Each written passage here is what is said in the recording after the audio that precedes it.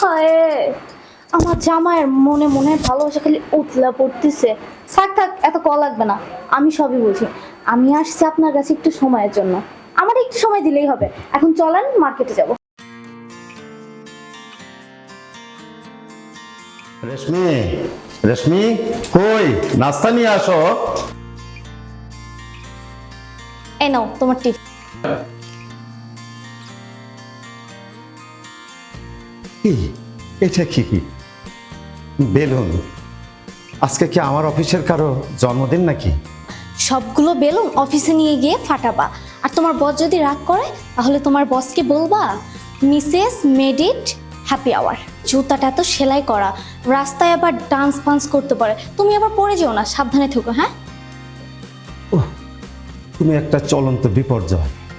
আচ্ছা বলো তো, আমি যখন অফিসে যাই তুমি তখন বাসায় কি করো? আমি কি করি কি করি, হ্যাঁ, তুমি যখন অফিসে যাও তখন আমি পুরো গ্রামটাকে আনন্দে মাতিয়ে রাখি। এই যে যেমন ধরো আজকে ভাবছিলাম সালাম ভাইয়ের মুরগিটাকে হিজাব পরাবো। আহ, তুমি না থাকলে গ্রামে শান্তি ফিরত। আসি। ঠিক আছে, দেখে শুনে যাও। হ্যাঁ, আল্লাহ জানে বাইরে কতজন অভিযোগ নিয়ে দাঁড়িয়ে আছে। বিনবিন করে কি বললা? আবার কি হলো? না তো, ওই কিছু কইনি তো। আজকে এমন গরম পড়ছে দেখছো না? ও আচ্ছা আচ্ছা আচ্ছা, যাও দেখে শুনে যাও। ঠিক আছে, আসি। হ্যাঁ?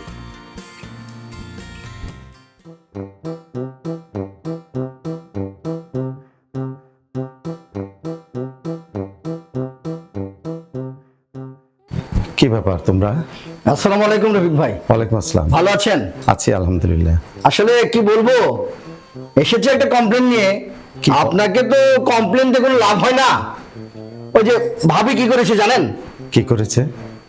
আমার পুকুরে সাবান ঢেলে দিয়েছে। কি পুকুরে সাবান ঢেলে দিয়েছে? তাহলে আর বলছি কি? কি বলেন এটা?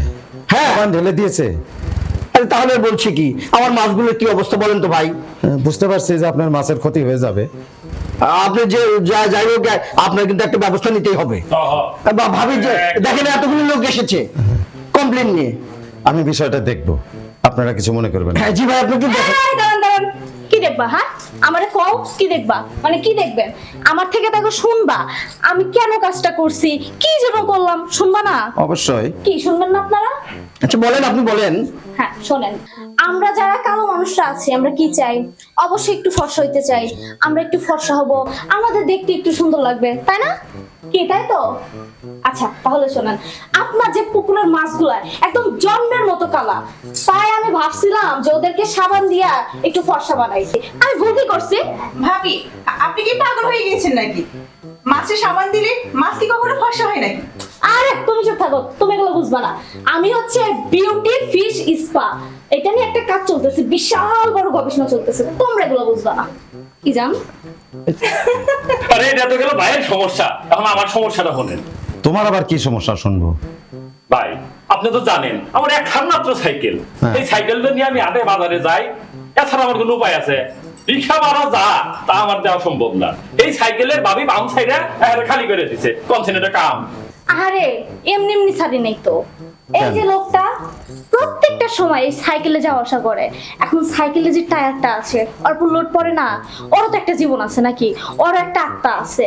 আমি আবার কারো কষ্ট সহ্য করতে পারি না, ওরই একটু রেস্ট দেওয়ার জন্য পাম্পটা ছেড়ে দিছি, যাতে একটু রেস্ট নিতে পারে। শোনো, এই রেশমি না কোনো কাজ এমনি এমনি করে না, সবকিছুর পিছনে একটা কারণ থাকে, একটা ভালো উদ্দেশ্য থাকে।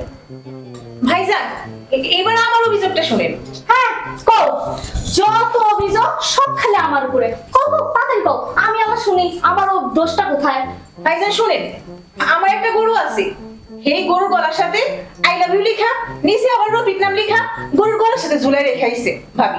হ্যাঁ কও কও কও তাড়াতাড়ি কও, আমিও তো আমার শুনি, আমার অন্যায়টা কোনে, কও তাড়াতাড়ি কও। ভাই শুনেন, আমার একটা গরু আছে, এই গরুর গায়ে ভাবি আই লাভ ইউ লিখে রাখছে, আমার গলার সাথে রফিক নামও লিখে রাখছে। কি করলে এটা? তোমার গরুর সাথে আই লাভ ইউ লেখা আবার আমার নাম নিজে লেখা ঠিক দিছে। হ্যাঁ তাইলে বুঝেন ভাবির মাথা কি তাহলে ঠিক আছে? আরে চুপ থাকো, বেশি কথা বল। আচ্ছা শোনো, আমি কি জন্য কাজটা করছি এটা শুনবা না? ব্যাখ্যাটা শোনো। আচ্ছা, গরু মানলামও গরু, কিন্তু ওর তো একটা মন আছে তাই না? ওর কি মন চায় না একটু প্রেম করতে? খালি আমাদের মানুষদেরই কি প্রেম করতে ইচ্ছা করবো? ওরও তো মন চায় প্রেম করতে। এই জন্য ওর গলায় আই লাভ ইউ লেখা নিচে তোমার নাম লিখে দিছি। কেন? আমার রফিক ভাইও তো হেভি স্মার্ট, আর তাছাড়া গরু আর রফিক ভাইয়ের মধ্যে প্রেম হইলে তো ক্ষতি কি? ভাইজান, ভাবির মনে হয় মাথার সমস্যা হয়েছে, জিনে ধরছে, পরি ধরছে। ভাবিরে ভালো একটা কবিরাজ দেখান। আরে তুমি এসব কি কইতেছাও? রফিক ভাই, হ্যাঁ? রফিক ভাই, আমি তো তোমার 3 দিন ধরে খুঁজতেছি ভাই। 3 দিন ধরে আমার কি জন্য খুঁজতেছো তুমি? হ্যাঁ? এত মানুষ কে? কি হয়েছে আরে ভাই এগুলো বাদ দাও তো, ওগুলো তোমার জানার দরকার নেই। তুমি কি জন্য কি করবে চাও এটা আমার কও। ভাই, আমার তো সব শেষ। কি শেষ হয়েছে কও? খালি উল্টা পাল্টা কথা বলো। আমার যে কুমড়া খাত আছে না, হ্যাঁ। ভাবি কুমড়া খাতে এবার শেষ করে আছে ভাই। কিভাবে শেষ করলো? ভিডিও না কি জান করবার গেছিল, যে সেটা ভিডিও করবেন না, সব আরে কুমড়া কুমড়া গাছপালা সব শেষ করে ফেলা দিছে। হায় হায় রে, আমি তো আর পাগল হয়ে যাবো রে বউ। তুই কি শুরু করছিস কতদিন? কেউ কি আমাকে একটু পানি খাওয়াতে পারবে না? আমি তার চুপ থাকো, বাঁচতেছি। খালি বেশি বোঝে। আগে একটা কথা শুনবা, তারপর এভাবে নাকি কও দেই তুমি কি করবে কও। আর এই যে আপনি এমন ভাবে কইতেছেন যেন আমি আপনার রাজত্ব ধ্বংস করে দিছি। না, আমার ক্ষেতের ভিতর যে 2টা ছবি তুলছে, একটা রিলসই বানাইছে, কি এমন ক্ষতি এত করছি? হ্যাঁ, ভাই, আমার তো একবারে মাঠে মারা গেছে ভাই। মাঠে মারা গেছে ভাই। চুপ করবেন এবার, আমি কেন কাজটা করছি সেটা তো শুনবেন। আর আপনি আমার স্বামীর কাছে যেভাবে অভিযোগ দিতেছেন যেন আমি আপনার রাজ্য ধ্বংস করে দিছি। না, এলা 2টা ছবি তুলছি, একটা রিলসই বানাইছি, না একটা 2টা কুমড়া গাছের ক্ষতি হয়েছে, কি এমন হয়েছে কন্ত? আর শোনেন, আমি কেন কাজটা করছি সেইটা আগে শোনেন। আমি হচ্ছে কুমড়া কুইন 2025 একটা ডকুমেন্টারি বানাতে যাচ্ছি, যেখানে হচ্ছে মানুষজন সবাই দেখবে যে আমাদের গ্রামে এত বড় কুমড়ার ক্ষেত আছে, এত কিছু আমাদের গ্রামে পাওয়া যায়, এত ভালো ভালো কুমড়া। এটা তো আপনারই লাভ নাকি? আর আমাদের গ্রামেরও লাভ। আর আপনি আপনার লাভটা না বুঝে এমনি যে আমার স্বামীর কাছে অভিযোগ দিচ্ছেন, নিজের ভালো বোঝেন না। না রফিক ভাই, ভাবিকে থামান, একটা কিছু করেন। হ্যাঁ, একটা কিছু করে। হ্যাঁ, হ্যাঁ। এভাবে আর চলা যায় না। আপনি ঠিকই কইছেন, একটা কিছু আমার করতেই হবো। এখন এখন আমি চিন্তা করছি, আমি গ্রামে একটা দুষ্ট বউ কমিশন গঠন করব। তাই তাহলে তো ভালোই হয়, আমি কিন্তু ওই কমিশনের উকিল হম। কোনোভাবে আমি আসলে বলতে পারি না। আরে খাওয়ার বিষয়টা, আরে আপনার তো ছিলেন ওইখানে, আপনি খেয়াল করেন নাই? কি হয়েছিল জানো?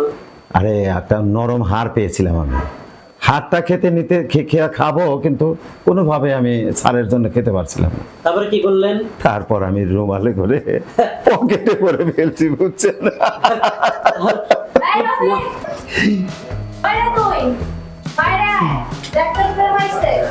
না, এটা দেখছি। ভাইজান দেখো, আমি তোমার জন্য স্পেশাল করে লাভ কাটলেট বানাই নিয়ে আসছি। আচ্ছা তোমাকে বলো তো, অফিসে আসতে কে বলছে বলো? বসো বসো বসো বসো বসো বসে কথা বলো। আসলে যা, তুমি তো সারাটা দিন ব্যস্ত থাকো, আমি ভাবলাম প্রেম তো আর ব্যস্ত না, প্রেম তো থাকে ব্যস্ততার বাইরে, তাই তোমার জন্য একটা লাভ কাটলেট বানাই নিয়ে আসছি। বলো বইনি? হ্যাঁ, খুব সুন্দর করেছো। কি ভাই, এনা দেখতেছি প্রেমের হোম ডেলিভারি। এখন চলো তো। কোথায় যাবো আমি? কোথায় আবার? আমাকে একটু সময় দেবে না? চলো। রফিক ভাই, ভাবি যখন এত কষ্ট করে আসছে, তাহলে স্যারকে বলে একটু সময় দেন। আমার অফিসে এখন অনেক কাজ, আমি এখন বাইরে তো পারবো। চলো না। রফিক সাহেব। স্যার আপনি? আসসালামু আলাইকুম। ওয়ালাইকুম সালাম। এখানে কি হচ্ছে? স্যার আমি বলছি কি হয়েছে, এই যে আপনাদের রফিক মশাই, সে তো মহা ব্যস্ত। সে এমন ব্যস্ত যে আমি তাকে 10 বার কল দিয়েছি, সে আমার কলই রিসিভ করেনি। সে বাইরে থাকলে অফিস, ঘরে থাকলে অফিস, আর অফিসে থাকলে তো অফিসে, সারাক্ষণ শুধু অফিস আর অফিস। আমার একটা কথাও শুনে না। দেখেন না, কখন থেকে মার্কেটে যেতে বলছি, যেতেই চাচ্ছে না। রফিক সাহেব এগুলো কি বলছে? স্যার ভাবি যেহেতু বলছে, ভাবি কি বলে আপনি সেটা শুনে এখনই বেরিয়ে পড়েন। স্যার, ঠিক আছে স্যার, thank you. আর যেন বলতে হয় না, আর ভাবি যেন বারবার এমন অভিযোগ না দেয়। স্যার। বুঝতে পেরেছেন? Sir, sir. ঠিক আছে। আসসালামু আলাইকুম। ওয়ালাইকুম সালাম। চলো না যান, একটু মার্কেটে যাই। চলো। চলো। তোমার ভাবিকে নিয়ে আমি একটু বিপদে আছি। ও বেশি হাসে, মানুষের সাথে দুষ্টুমি করে, তা তোমরা নিজেরাই দেখছো। আসলে ভাই কি বলবো, সেদিন যে ঘটনাটা ঘটেছিল, সেদিন যদি আমি না থাকতাম তাহলে তো একটা অঘটন ঘটে যেত। ছেলে পেলে তো ভাবির সঙ্গে বেয়াদবি করতো। এই যে আপনি বলছেন যে মানে বেদবি করতো, জি, জি। এই বিষয়গুলো তো আসলে ইম্পর্টেন্ট, তাই না? আবার আমি ধরেন চাকরি বাকরি করি, এর মধ্যে যে এই যে এত কিছু মানুষের অভিযোগ শুনতে শুনতে শুনতে শুনতে মানে নিজেও অনেক ফেড আপ হয়ে যাচ্ছি। হ্যাঁ, আমিও একটা পরিকল্পনা করছি, যেহেতু নাটক পছন্দ করে, দেখি ওকে নাটকের দিকে মনোনিবেশ করানো যায় কিনা।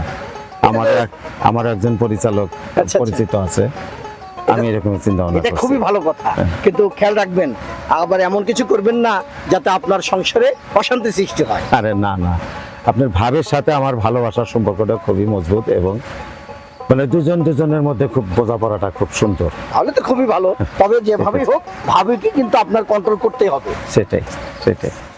রেশমি, গতকাল এক নাটকের পরিচালকের সাথে আমার তোমার ব্যাপারে কথা হয়েছিল। সে একটা নতুন নাটক বানাচ্ছে, আর সে তোমার মেধার কথা জেনে আমাকে বলছে সে তোমাকে ওই নাটকের নায়িকা বানাবে। ও মা, বলো কি সত্যি? সত্যি। আমি কাজ করব। কি কাজ করতে হবে?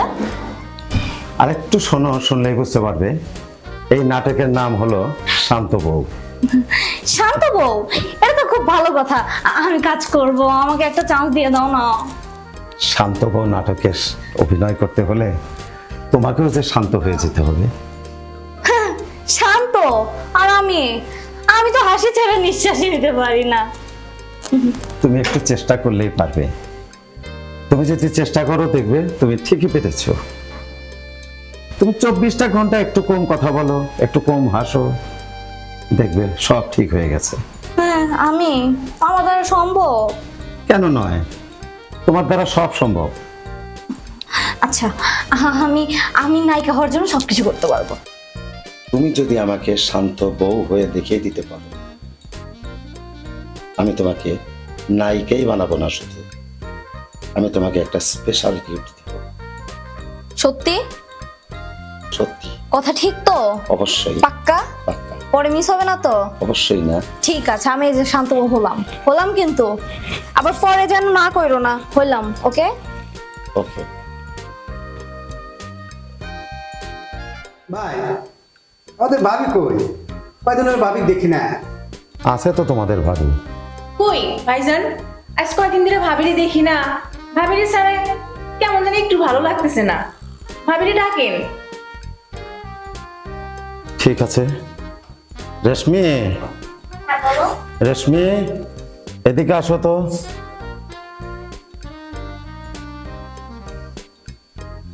আসসালামু আলাইকুম বাসু ভাই, ভালো আছেন? ওয়ালাইকুম আসসালাম।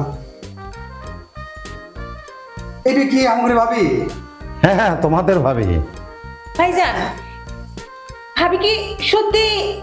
আমার তো বিশ্বাস হইতেছে না। ভাবি এত চেঞ্জ হয়ে গেল কেমনে? তোমাদের সবার অভিযোগে আমি বাধ্য হয়েছি ওকে শান্ত করতে। না ভাইজান, আপনি এটা ঠিক করেন নাই। ভাবি আগে কত চঞ্চল ছিল, আমাদের গ্রামটা মাথায় রাখতো। ভাবি আজ কয়দিন ধরে মানে ঘরের মধ্যে থেকে বের হয় না, আমাদের কিছুই ভালো লাগে না। ভাবি চলেন আমাদের বাড়ি থেকে বেড়ায় আসেন। ভাই, আমরা আগের ভাবি আগের মতো ফেরত চাই। আচ্ছা ঠিক আছে, আমি কথা বলে দেখব। হ্যালো, হ্যাঁ, আসসালামু আলাইকুম দুলা ভাই, কেমন আছেন? ভালো আছেন? হ্যাঁ, কি বলতে চাইলেন? না, ওই বিষয়ে তো আমি আপনাকে বারবার একটা কথা কেন বোঝাতে পারছি না দুলা ভাই। রেশমির বাবা এবং আমার বাবার মধ্যে একটা কমিটমেন্ট ছিল, সেটা তো আপনি নিজেও জানেন। আপনি কেন বারবার আমাকে এই কথা বলেন? রেশমির ব্যাপারে যে যাই বলুক আমাকে, আমি ওকে কখনো কষ্ট দিতে পারি না, পারবো না। হ্যাঁ হ্যাঁ, এটা আপনাদের মেনে নিতে হবে। প্লিজ আপনারা বোঝার চেষ্টা করেন আমাকে। আমি কি আমার বাবা মার এই কমিটমেন্ট আমি করতে পারি? হ্যাঁ ঠিক আছে, হ্যাঁ বুঝতে পারছি।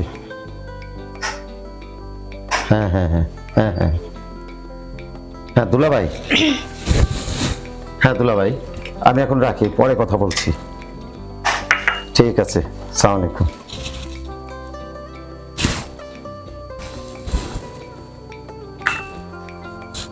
রেশমি, তুমি কি এখনো কি ঘুমটা পরেই থাকবে? তুমি বের হয়ে আসবে না সেখান থেকে? এই এই রেশমি, তুমি কি আমার কথা শুনতে পাচ্ছ? রেশমি, এই রেশমি, তুমি আর চুপ করে থেকো না। রেশমি, আমি যে নিতে পারছি না রেশমি।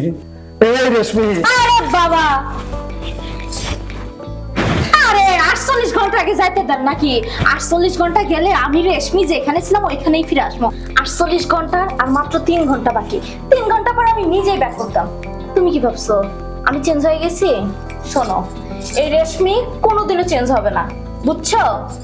আর আসলে আমি তোমার সাথে যে চ্যালেঞ্জটা নিয়েছিলাম ওটাই পূর্ণ করতেছিলাম, তুমি তো তাও করতে দিলা না। আল্লাহ, এর মধ্যে কোনো পরিবর্তন হয় নাই, তার মানে পুরাটাই পাখি।